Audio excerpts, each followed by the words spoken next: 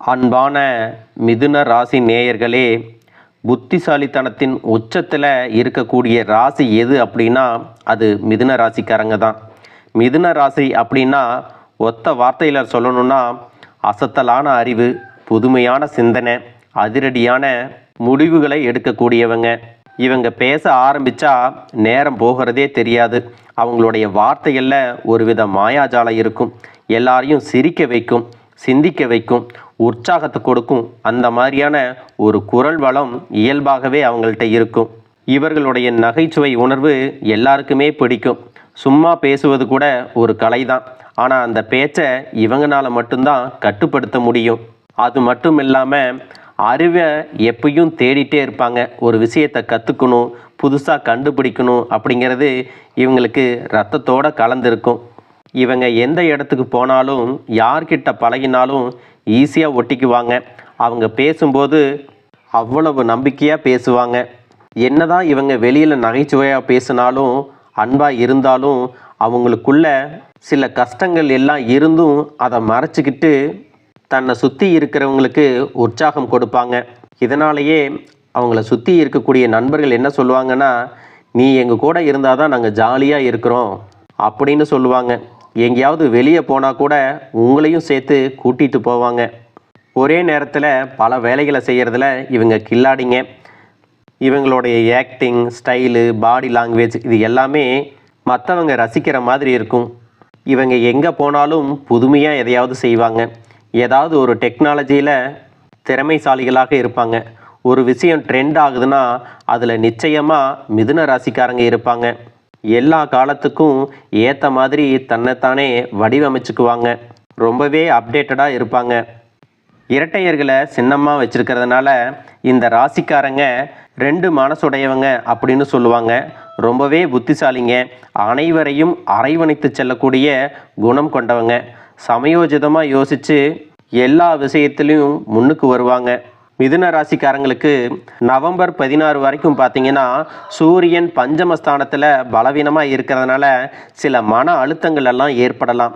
ஆனால் 16ஆம் தேதிக்கு அப்புறம் 6ஆம் வீட்டிற்கு போகக்கூடிய சூரியன் எதிரிகளை அடக்குவார். தீர்க்கமான முடிவுகளை எடுக்கிறதுக்கு ரொம்பவே உதவி செய்வாருங்க. செவ்வாய் விருச்சிக ராசியில் இருக்கிறதுனால தொழிலில் போட்டிகள் அதிகமாக இருக்கும். உங்களால் சமாளிக்க முடியும். ரொம்பவே நிதானமாக செயல்பட்டிங்கன்னா உங்களால் வெற்றி அடைய முடியும். 6ஆம் வீட்டில் புதன் இருக்கிறதுனால உங்கள்கிட்ட யார் விவாதங்கள் செஞ்சாலும் நீங்கள் தான் வெற்றி அடைவீங்க. மன நிறைவு உங்களுக்கு ஏற்படும். குரு பகவான் 2ஆம் வீட்டில் இருக்கிறதுனால உங்களுக்கான வருமானம் அதிகரிக்கும். நீங்கள் பேசக்கூடிய வார்த்தைகள் எல்லாம் பலிக்கும். மற்றவங்களுக்கு நம்பிக்கை கொடுக்குற மாதிரி இருப்பீங்க. சுக்கிரன் பார்த்தீங்கன்னா நவம்பர் 2ஆம் தேதியிலிருந்து 26ஆம் தேதி வரைக்கும் மிகச்சிறந்த நிலையில் இருக்கிறதுனால காதல், படிப்பு, குழந்தைகள், குடும்பம் அப்படின்னு சுப செய்திகள் உங்களுக்கு வரக்கூடிய வாய்ப்புகள் இருக்குது. சனி வக்கர நிலையில் இருக்கிறதுனால நீங்கள் புதுசாக ஏதாவது வேலைகளை தொடங்குனீங்கன்னா அது தாமதமாகறதுக்கான வாய்ப்பு இருக்குது. ஆனாலும் நீங்கள் அதில் ஜெயிப்பீங்க. மிதுன ராசிக்கான நட்சத்திர பலன்கள் என்ன அப்படின்னா, மிருகசீரிசம் 3ஆம் பாதம் 4ஆம் பாதத்துக்காரங்களுக்கு புதிய வாய்ப்புகள் வரும். தொழிலில் சின்ன சின்ன மாற்றங்கள் ஏற்படும். உடல்நலத்தை நீங்கள் கவனிச்சுக்கணும். திருவாதிரை நட்சத்திரக்காரங்களுக்கு தன்னுடைய வேலையில் வேலைப்பளு அதிகரிக்குங்க. முயற்சிகள் சில இடைவெளியோடு உங்களுக்கு நடைபெறும். குடும்பத்தில் நல்ல செய்தி வருவதற்கான வாய்ப்புகள் இருக்குது. அடுத்ததாக பார்த்தீங்கன்னா புனர்பூசம் 1, 2, 3ஆம் பாதத்தில் இருக்கக்கூடியவங்களுக்கு குழந்தைகள் வழியாக மகிழ்ச்சி ஏற்படும். எதிர்பாராத இடத்திலிருந்து உங்களுக்கு பண வரவு ஏற்படுங்க. இதுக்கு முன்னாடி நீங்கள் பணம் கொடுத்துட்டு அந்த பணம் வரலை அப்படின்னு நீங்கள் நினச்சிட்ருப்பீங்க. அந்த பணம் உங்களுக்கு கூடிய விரைவில் வரப்போகுது. குடும்பத்தில் ஒற்றுமை கூடும். உடல் சோர்வை நீங்கள் தவிர்க்கணும் அப்படின்னா ஓய்வு எடுக்கணுங்க. மிதுன ராசிக்காரங்களுக்கான அதிர்ஷ்ட எண் என்ன அப்படின்னு பார்த்தீங்கன்னா 5 மற்றும் 14. அதிர்ஷ்ட நிறம் என்னன்னா பச்சை மற்றும் மஞ்சள். அதிர்ஷ்ட மலர் லில்லி அல்லது மல்லிகைப்பூ வகைகள் எல்லாமே உங்களுக்கு அதிர்ஷ்டத்தை தரக்கூடியதுங்க. அதிர்ஷ்ட திசை எது அப்படின்னா வடமேற்கு. வடமேற்கு திசை சார்ந்து நீங்கள் எடுக்கக்கூடிய முடிவுகள் எல்லாமே உங்களுக்கு நல்ல பலனை கொடுக்குங்க. அதிர்ஷ்டகரமான நாட்கள் என்ன அப்படின்னு பார்த்தீங்கன்னா புதன்கிழமையும் வெள்ளிக்கிழமையும் உங்களுக்கு அதிர்ஷ்டத்தை தரக்கூடியது. உங்களுக்கான பரிகாரம் என்ன அப்படின்னு பார்த்தீங்கன்னா உங்கள் குலதெய்வத்தோடு சேர்த்து புதன் பகவானையும் வழிபடுங்க. ஒவ்வொரு புதன்கிழமையும் பச்சை நிற துணியை நீங்கள் அணிஞ்சுக்கலாம். பச்சை புல் அல்லது பச்சை நிறத்தில் இருக்கக்கூடிய பழங்களை நீங்கள் தானமாக கொடுக்கலாம். உங்கள் வீட்டுக்கு அருகில் இருக்கக்கூடிய முருகப்பெருமான் கோவிலுக்கு போங்க. சிவப்பு மலரை கொடுத்து அர்ச்சனை செய்யலாம். இதனால் உங்களுக்கு பேசக்கூடிய திறன், தைரியம் ரெண்டுமே பலமாகுங்க. உங்களுடைய வாழ்க்கை இனிமே புதுசாக திறந்த புத்தகம் மாதிரி நீங்கள் எழுதுகிற ஒவ்வொரு பக்கமும் அதிர்ஷ்டம் தரக்கூடியதாக மாறப்போகுது. யாரும் சொல்லாத புதிய வழிகளையெல்லாம் நீங்கள் உருவாக்க போகிறீங்க. புதிய வேலை வாய்ப்புகளும் புதிய நண்பர்களும் புதிய உறவுகளும் உங்கள் வாழ்க்கையில் வருவதற்கு காத்துட்ருக்காங்க. அதில் நல்லவங்க யார், கெட்டவங்க யார் அப்படின்னு உங்களால் ஈஸியாக கண்டுபிடிக்க முடியும். உங்களுக்கான புதிய நபரை சில நாட்கள்லேயே நீங்கள் அடையாளம் கண்டுபிடிக்க போகிறீங்க. தனஸ்தானத்தில் குரு பகவான் உச்சம் பெற்று இருக்கிறதுனால இந்த மாதம் முழுவதுமே உங்களுடைய வருமானம் உங்களுக்கு திருப்திகரமாக இருக்குங்க. கையில் எப்பவும் உங்களுக்கு பணப்புழக்கம் இருக்கும். யாராவது உங்களுக்கு பணம் கொடுக்க வேண்டியிருந்தால் அந்த பணத்தை அவங்களே கொண்டு வந்து கொடுத்துருவாங்க. பாக்கியஸ்தானத்தில் வக்கர சனியும் ராகுவும் இணைஞ்சிருக்கிறதுனால செலவுகளும் உங்களுக்கு அதிகமாகவே இருக்கும். நீங்கள் எவ்வளோ காசு வந்தாலும் அதுக்கு தகுந்த செலவுகளோடு தான் வரும். நீங்கள் எவ்வளோ தான் முயற்சி செஞ்சாலும் அந்த செலவுகளை எல்லாம் தவிர்க்க முடியாதுங்க. எதிர்பாராத விதமாக வெளியூர்களுக்கெல்லாம் பயணம் செய்ய வேண்டியிருக்கும். அந்த வெளியூர் பயணங்களால் உங்களுக்கு நிம்மதியும் சந்தோஷமும் கிடைக்கும். திருமணம் சம்பந்தமாக ஏதாவது முயற்சி எடுத்துகிட்டு இருக்கிறீங்கன்னா நீங்கள் எடுக்கிற முயற்சியில் பணம் செலவழியுமே தவிர பலன் எதுவுமே இருக்காதுங்க. உங்களுடைய நண்பர்களோடவும் உறவினர்களோடவும் உங்களுடைய பணத்தை செலவு செஞ்சு சிற்றின்ப கேளிக்கைகளில் பணம் விரயமாவதற்கான வாய்ப்புகள் இருக்குது. அந்த மாதிரியான சூழ்நிலைகள் இருந்துச்சு அப்படின்னா அதை நீங்கள் தவிர்த்துக்கிறது நல்லது. அல்லது பார்ட்டிக்கு போகிற பழக்கங்கள் இருந்துச்சுன்னா அதை கொஞ்ச காலத்துக்கு தள்ளி வைக்கிறது நல்லது. அது மட்டுமல்லாமல் மற்றவங்க பண பிரச்சனையில் இருக்காங்க அப்படிங்கிறத உங்கள்கிட்ட வெளிப்படுத்துவாங்க, உதவியும் கேட்பாங்க. நீங்களும் மனசு இலகி அவங்களுக்கு பணம் கொடுத்து உதவி செய்வீங்க. அதுக்கப்புறம் நீங்கள் கொடுத்த பணமும் வராது. அவங்க உங்களுக்கு நல்ல நண்பர்களாகவும் இருக்க மாட்டாங்க, நல்ல உறவினர்களாகவும் இருக்க மாட்டாங்க. அதனால் இந்த மாதிரியான விஷயங்களில் நீங்கள் தலையிடாமல் இருக்கிறது உங்களுடைய எதிர்காலத்துக்கு நல்லதுங்க. தொழில் வேலை வாய்ப்புகளில் பார்த்தீங்கன்னா பாக்கியஸ்தானத்தில் வக்கர சனி பகவானோட ராகுவும் சேர்ந்து இருக்கிறதுனால உங்களுக்கு பணிச்சுமை அதிகமாக இருக்குங்க. அலுவலகத்தில் வேணும்னே உங்களுடைய பேரை கெடுக்கிற மாதிரி சில பிரச்சனைகளை எல்லாம் கொண்டு வருவாங்க. அதை நீங்கள் ப்ரூவ் பண்ணுறதுக்கு கொஞ்சம் காலம் எடுக்கும். ஆனாலும் நீங்கள் தான் ஜெயிப்பீங்க. அந்த இடைப்பட்ட காலத்தில் உங்களுக்கு மன நிம்மதி இல்லாமல் போகக்கூடிய வாய்ப்பு இருக்குங்க. இதை நீங்கள் சரியாக கவனிக்கல அப்படின்னா எதிர்காலத்தில் நீங்கள் வேலை செய்கிற இடத்துலேருந்து வெளியேற மாதிரியான சூழ்நிலை கூட இருக்குங்க. அது மட்டும் இல்லாமல் மேலதிகாரிங்க உங்களுடைய வேலையை பார்த்து உங்களைய கண்டிக்கிறதுக்கும் வேணும்னே குறை சொல்லுவாங்க. அதனால் எந்த இடத்துலையும் உங்களோட வேலை என்னவோ உங்களுடைய பொறுப்பு என்னவோ அதை மட்டும் செஞ்சுட்டு கடந்து போனீங்கன்னா உங்களுக்கும் உங்களுடைய வேலைக்கும் ரொம்பவே நல்லதுங்க. தொழில் சார்ந்த விஷயங்களை பொறுத்த வரைக்கும் இந்த மாதம் முழுவதும் நீங்கள் புதிய முதலீடுகளில் அவசரப்பட்டு முதலீடு செஞ்சீங்க அப்படின்னா உங்களுடைய பணத்தை இழக்கிறதுக்கான வாய்ப்பு இருக்குது. அதோடு நீங்கள் ஒரு பிஸ்னஸ் பண்ணுறீங்க, ஒருத்தருக்கு சரக்கு கொடுக்குறீங்கன்னா முன்பணம் வாங்காமல் எந்த ஒரு பிடிப்பும் இல்லாமல் நீங்கள் சரக்கு கொடுக்கறத நிறுத்திக்கணும். உங்களுடைய பிஸ்னஸ் பார்ட்னர்ஸ் இருக்காங்க, நண்பர்கள் இருக்காங்கன்னா அவங்க கூட கருத்து வேற்றுமை உருவாகிறதுக்கும் வாக்குவாதங்கள் செய்வதற்கான சூழ்நிலை இருக்குது. அதனால் பிஸ்னஸ் சார்ந்த விஷயங்களில் நீங்கள் எந்த ஒரு முடிவை எடுக்கிறதா இருந்தாலும் எல்லார்கிட்டையும் கலந்து ஆலோசித்துட்டு முடிவு எடுத்தீங்கன்னா அது உங்களுடைய எதிர்காலத்துக்கு ரொம்பவே நல்லதுங்க. தன்னிச்சு நீங்களாக முடிவு எடுத்துட்டிங்கன்னா அதுக்கப்புறம் வரக்கூடிய எல்லா பிரச்சனைகளுக்கும் நீங்கள் தான் காரணம் அப்படின்னு ஒரு புள்ளியில் உங்களை நிறுத்திடுவாங்க. நீங்கள் தான் எல்லாருக்கும் பதில் சொல்கிற மாதிரி இருக்கும். அதனால் எந்த ஒரு விஷயத்தை செய்கிற மாதிரி இருந்தாலும் நீங்கள் ஒரு முறைக்கு பல முறை யோசிச்சுட்டு எல்லாருடைய கருத்தையும் கேட்டுட்டு குழுவாக நீங்கள் முடிவு செய்யலாங்க. இந்த உலகமே போட்டிகள் நிறைஞ்சது அப்படிங்கிறதுனால நியாயமற்ற முறையில் நடந்துக்குவாங்க, பொறாமையோடு இருப்பாங்க. இதுவெல்லாம் உங்களுக்கு ரொம்பவே கவலையாக இருக்கும். வழக்கத்தை விட உங்களுடைய வருமானம் சற்று குறையறதுக்கான வாய்ப்பு இருக்குங்க. சில நேரங்களில் உங்கள்கிட்ட ஒரு 100 ரூபா கூட இல்லாமல் போகிறதுக்கான வாய்ப்பு இருக்குது. அதனால் ஒவ்வொரு இடத்துலையும் திட்டமிட்டு சிக்கனமாக செலவு செஞ்சீங்க அப்படின்னா பண கஷ்டத்தை நீங்கள் தவிர்த்துக்கலாம். நீங்கள் அரசியலில் இருக்கீங்கன்னா அரசியல் துறைக்கு அதிகாரம் படித்த சுக்கிரனும் மற்ற கிரகங்களும் உங்களுக்கு அனுகூலமாக இல்லைங்க. உயர்மட்ட தலைவர்களோட பழகிறதுல நீங்கள் எச்சரிக்கையாக இருக்கிறது நல்லது. அது மட்டும் இல்லாமல் ஒருத்தரை பற்றி நீங்கள் கருத்து சொல்கிறீங்கன்னா யார்கிட்ட சொல்கிறீங்க, எப்படிப்பட்ட சூழ்நிலையில் சொல்கிறீங்க, இடம் பொருள் ஏவல் எல்லாம் பார்த்து தாங்க பேசணும். உங்களுடைய கருத்துக்களை பொது வெளியில் நீங்கள் சொல்லிடக்கூடாது. கிரக நிலைகள் உங்களுக்கு சரியில்லாமல் இருக்கிறதுனால இந்த விஷயத்தில் நீங்கள் எச்சரிக்கையாக இருக்கணுங்க. நீங்கள் படிக்கக்கூடிய மாணவ மாணவிகளாக இருக்கிறீங்க அப்படின்னா அறிவுக்கு அதிபதியான புதன் பார்த்தீங்கன்னா வக்ரகதியில் தன்னோட பலத்தை இழந்து நிற்கிறதுனால இந்த மாதம் உங்களுக்கு கஷ்டப்பட்டு தான் படிக்க வேண்டியதாக இருக்கும். அடிக்கடி உடல்நல ஆரோக்கிய குறைபாடு ஏற்படும். நண்பர்களோட சேர்ந்து நீங்கள் படிக்கலாம் அப்படின்னு நினைப்பீங்க, ஆனால் அங்கே படிக்கிற மாதிரியான சூழ்நிலைகள் இருக்காது. அதனால் நீங்கள் தனியாக படிக்கிறதுக்கான வாய்ப்புகளை ஏற்படுத்திக்கிங்க. நீங்கள் மற்றவங்களோடு சேர்ந்து இருக்கிறதுனால அது உங்களுக்கு மட்டுமல்லாமல் அவங்களுக்கும் சில பிரச்சனைகளை கொண்டு வரும். அதனால் கூடிய வரைக்கும் மற்றவங்களோட நெருங்கி பழகாமல் இருக்கிறது உங்களுடைய எதிர்காலத்துக்கு ரொம்பவே நல்லது. அதுவே நீங்கள் விவசாயத்துறையில் இருக்கிறீங்கன்னா விளைச்சலும் வருமானமும் ஓரளவுக்கு திருப்தியாகவே இருக்குங்க. கடும் வெயிலில் நீங்கள் வேலை செய்கிற மாதிரி இருக்கும். பழைய கடன்கள் எல்லாமே உங்களுக்கு கவலையை கொடுக்குற மாதிரி இருக்குங்க. விவசாயத்துக்கு தேவையான அத்தனை பொருட்களும் உங்களுக்கு கொஞ்சம் தாராளமாகவே கிடைக்கும். துலாம் ராசியில் செவ்வாயும் நீச்ச நிலையில் சூரியனும் இருக்கிறதுனால உஷ்ணம் சம்பந்தமான உடல் உபாதைகள் எல்லாம் ஏற்படுங்க.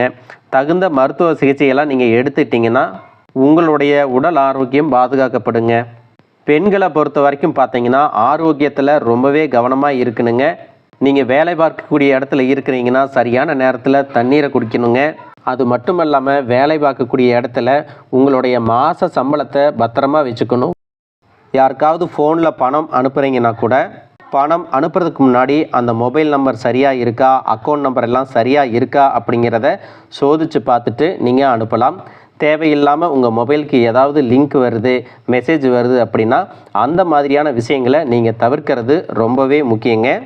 திருமணம் ஆகாத பெண்களுக்கும் பார்த்தீங்கன்னா உங்களுக்கு நல்ல வரன் அமையிறது கொஞ்சம் தாமதமாக இருக்குங்க. அதுக்கான பரிகாரங்களை நீங்கள் செஞ்சீங்கன்னா உங்களுக்கு நல்ல வரன் கூடிய விரைவிலே கிடைக்கும். இன்னும் ஒரு 2 மாதத்துக்கு அதற்கான வாய்ப்பு குறைவாகவே இருக்குங்க. அதனால் மிதுன ராசி நேயர்களே, உங்களுக்கான காலம் வர வரைக்கும் நீங்கள் பொறுமையாக தாங்க இருக்கணும். உங்களுக்கு தன்னம்பிக்கை கொடுக்கறதுக்கும் ஆறுதலாக பேசுகிறதுக்கும் நம்பிக்கையான ஒருத்தவங்க உங்களுடைய வாழ்க்கையில் வரப்போகிறாங்க. அதுவும் எந்தவித எதிர்பார்ப்புகளும் இல்லாமல் உங்கள்கிட்ட தோழமையோட நல்லா பழகக்கூடிய ஒருத்தங்க தான் உங்கள் வாழ்க்கையில் வரப்போகிறாங்க. அவங்க நண்பர்களாகவும் நல்ல தோழியாகவும் ஆசானாகவும் ஒரு துணையாகவும் வழிகாட்டியாகவும் இருந்து உங்களுக்கு வழிகாட்ட போகிறாங்க. சுயநலவாதிகளாக இல்லாமல் உங்களுடைய நன்மைக்காகவே உங்களுக்காக அவர் பேசுவாருங்க. இது எல்லாம் எல்லாருடைய வாழ்க்கையிலும் வரக்கூடியது தான் அப்படின்னு நீங்கள் எந்த இடத்துல சோர்ந்து போய் நிற்கிறீங்களோ அந்த இடத்துல உங்களுக்கு மிகப்பெரிய தைரியத்தை கொடுப்பாரு. சில நேரங்களில் உங்களுக்கு பணம் கொடுத்து உதவுறதுக்கும் அவங்க தயாராக இருப்பாங்க.